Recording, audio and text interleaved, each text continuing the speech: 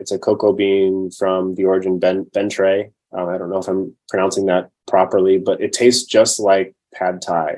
And it's sour, it's sweet, it's savory.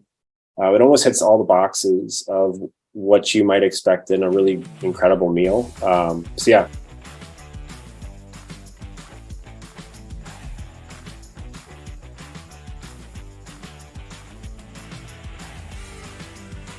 Both on your website and during this conversation, several times you mentioned the phrase trial and error. And I really do love the entrepreneurial spirit. And I love, to me, when I hear trial and error, it means people are always experimenting and always trying to optimize. And that's something that I really, really like. Can you walk me through, if there's both available, an early situation of trial and error where you learned quite a bit, and even something more recently, trial and error, and what you learned from those two different experiences? Of course. So to be completely honest, we just opened up this retail shop that I mentioned in Clayton, Missouri. It's a business district, and we opened up during COVID, assuming that all these businesses would reopen. So one of our biggest trial and error learnings is opening up our first retail experience outside of our manufacturing location, and it hasn't. I mean, these businesses haven't come back. So you take a bet, you roll the dice, you do all the math, and you see if it works out. And we're excited to see what the next step is, and if this dessert bar can be something exciting for this clientele. But something that we did, starting out, we bought our first tempering machine from Italy.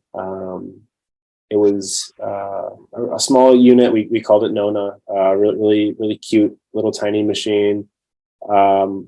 Because of the way that it heats the product, it's a centralized heating unit. It's just honey sweetened chocolate cannot be used with that machine. It turned all that chocolate into dough,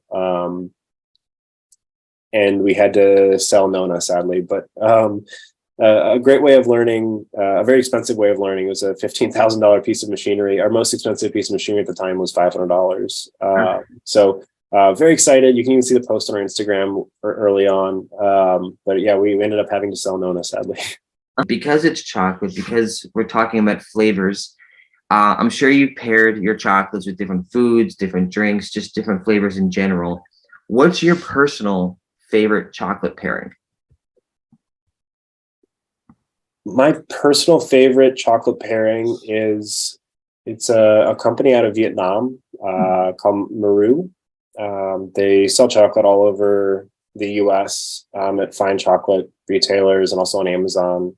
It's a cocoa bean from the origin Bentray. I don't know if I'm pronouncing that properly, but it tastes just like pad thai.